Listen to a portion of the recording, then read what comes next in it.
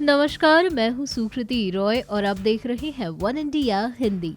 मध्य प्रदेश की भोपाल लोकसभा सीट से भारतीय जनता पार्टी की उम्मीदवार साध्वी प्रज्ञा ठाकुर ने मुंबई हमले में शहीद हुए हेमंत करकरे को लेकर विवादित बयान दिया है। प्रज्ञा ठाकुर ने कहा कि उन्होंने मुझे गलत तरीके से फंसाया। मैंने उन्हें बताया था कि तुम्हारा पूरा वंश खत्म हो जाएगा। वो अपने कर्मों की वजह से मरे हैं। भोपाल से उम्मीदवार बनने के बाद साध्वी प्रज्ञा पहली बार मीडिया के सामने आई थी, लेकिन उनका अब ये चौंकाने वाला बयान सामने आया है। प्रज्ञा ने आरोप लगाया कि हेमंत करकरे ने मेरे साथ काफी गलत तरीके से व्यवहार किया था और गलत तरीके से ही फंसाया था। एक सभा में साध्वी प्रज्ञा ने कहा, उन्होंने भेजा हेमंत करकरे को, उन्होंने मुंबई बुलाया। मैं मुंबई जेल में थी उस समय। हेमंत करकरे को वो जांच जो बिठाई थी, वो सुरक्षा आयोग के सदस्य को उन्होंने हेमंत करकरे को बुलाया। कहा कि जब सबूत नहीं है तुम्हारे पास तो साध्वी जी को छोड़ दो। सबूत नहीं है तो इनको रखना गलत है, गैर कानूनी है। वो व्यक्ति कहता है मैं कुछ भी करूंगा, मैं सबूत लेकर के आऊंगा, कुछ भी करूंगा, बनाऊंगा, करूंगा, इधर से लाऊंगा, उधर से लाऊंगा, लेकिन मैं साध्वी को नहीं छोड़ूंगा। ये उसकी कुटिलता थी, ये देशद्रोह था, ये धर्म विरुद्ध था। जब वो मुझसे पूछा, तमाम सारे प्रश्न करता था, क्यों ऐसा क्यों हुआ, वैसा क्यों हुआ। मैंने तो मुझे क्या पता, भगवान जाने। तो क्या ये सब जानने के लिए मुझे भगवान के पास जाना पड़ेगा। मैंने कहा बिल्कुल, अगर आपको आवश्यकता है तो आप अवश्य जाइए। आपको विश्वास करने में थोड़ी तकलीफ होगी, देर लगेगी, लेकिन मैंने कहा तेरा सर्वनाश होगा। इतनी यातनाएं दी, इतनी गंदी गालियां दी जो असहनीय थी मेरे लिए, और मेरे लिए नहीं, किसी के भी लिए। मैंने कहा तेरा सर्वनाश होगा। ठीक 1.25 महीने में सूतक लगता है। जब किसी की मृत्यु होती है या जन्म होता है तो सूतक लगता है।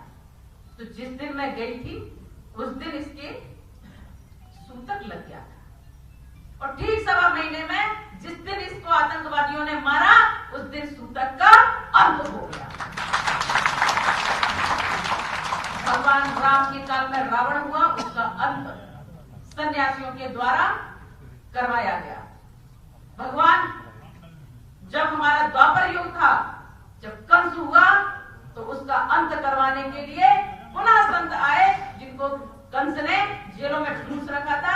ऐसे संतों का, ऐसे सन्यासियों का शाप लगा, और वो शाप उसको अंत तक ले गए, और भगवान कृष्ण ने उसका अंत किया।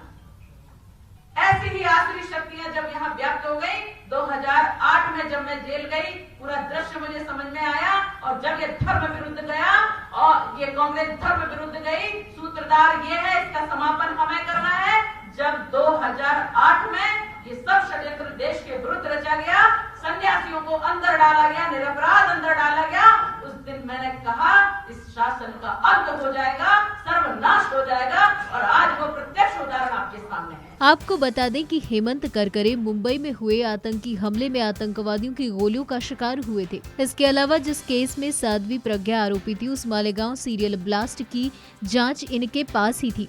हालांकि उनकी चार्जशीट पर कई तरह के सवाल खड़े हुए थे। 26/11 आतंकी हमले में शहीद तत्कालीन एसटीएफ प्रमुख हेमंत करकरे का जन्म 12 दिसंबर 1954 को करहड़े ब्राह्मण परिवार में हुआ था। 1982 में वो आईपीएस अधिकारी बने। महाराष्ट्र के ज्वाइंट पुलिस कमिश्नर के बाद इनको एसटीएफ चीफ बनाया गया था। इस दौरान इन्होंने कई कारनामे किए। 26 नवंबर 2009 में इस शहीद की शहादत को सलाम करते हुए भारत सरकार ने मरणोपरांत अशोक चक्र से सम्मानित किया था। वहीं साध्वी प्रज्ञा का भोपाल में मुकाबला कांग्रेस के दिग्गज नेता दिग्विजय सिंह से है। साध्वी की उम्मीदवारी को लेकर लगातार सवाल खड़े हो रहे हैं। पहले तहसीन मूनावाला ने उनकी जमानत रद्द करने की अपील की, और अब मालेगांव धमाके के पीड़ित के पिता ने एनआईए की कोर्ट में याचिका दायर कर उनकी जमानत पर सवाल उठा दिए हैं। एनआईए कोर्ट में दायर की गई याचिका में ये कहा गया है कि साध्वी प्रज्ञा को कोर्ट ने स्वास्थ्य कारणों के चलते जमानत दी थी,